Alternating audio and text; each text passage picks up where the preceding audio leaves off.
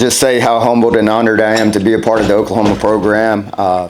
Winning this program since World War II, and just fired up and honored to be here. Got so much respect for Brent and Julie, and really believe in this staff and what they're doing here, and the guys in the locker room, and just fired up and excited to be a part of it. And can't wait to get started. We'll go ahead and jump to questions from here. Well, you're the perfect guy to ask because you were with Brent for a long time at Clemson, which we saw him here. Then he went to Clemson, and it looks like he got better as a defensive coach and things. Now he's here, and you're here with him now. How is Brent? What have you seen from him? And you've worked with him for so long. Is he different in any way now? At the core, I think he's still the same person.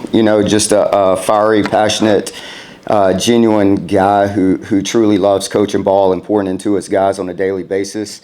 Just watching him when he first got to Clemson, it took about 3 years.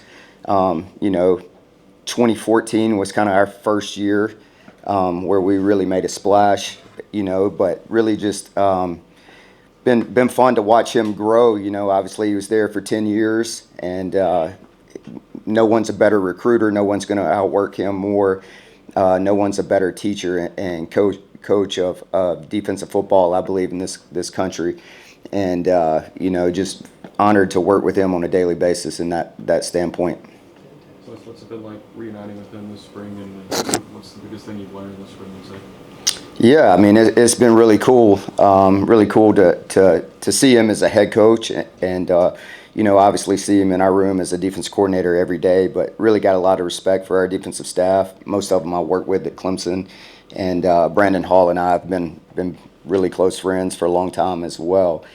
Every day, is a new challenge. I've grown tremendously in the 2 months that I've been here. Just from fundamental football to scheme to whatever. Coach Dryling's been a great addition as well. I've learned so much from a linebacker teaching and fundamental standpoint from him. So it's been a great start so far, and just excited to continue to build this thing. How does your short history with the Cardinals and Bruce Arians, how's that going to carry over to what you do here? What did you learn from that you take with you today?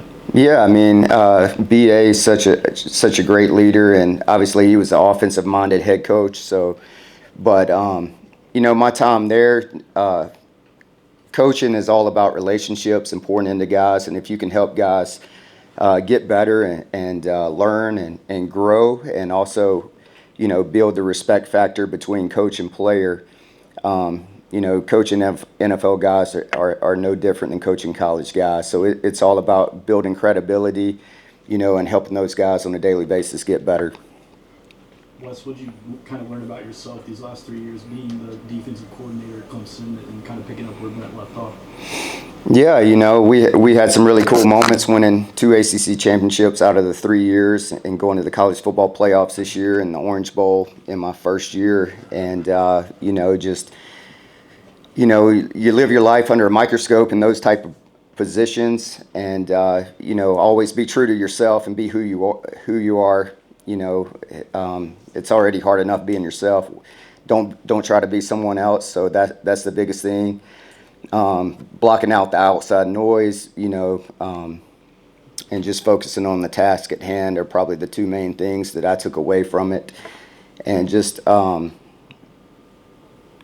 keep your circle small. There's only so many people in this profession that you can truly trust, and so keep your circle small.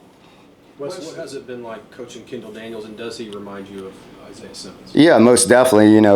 Kendall and Isaiah, both long body guys that are highly versatile, highly athletic guys, but also guys that are football junkies.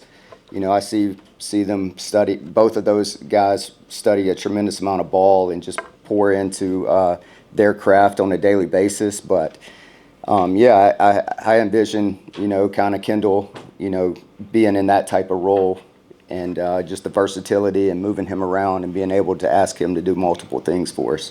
Coach, what have you seen from Kip Lewis this spring?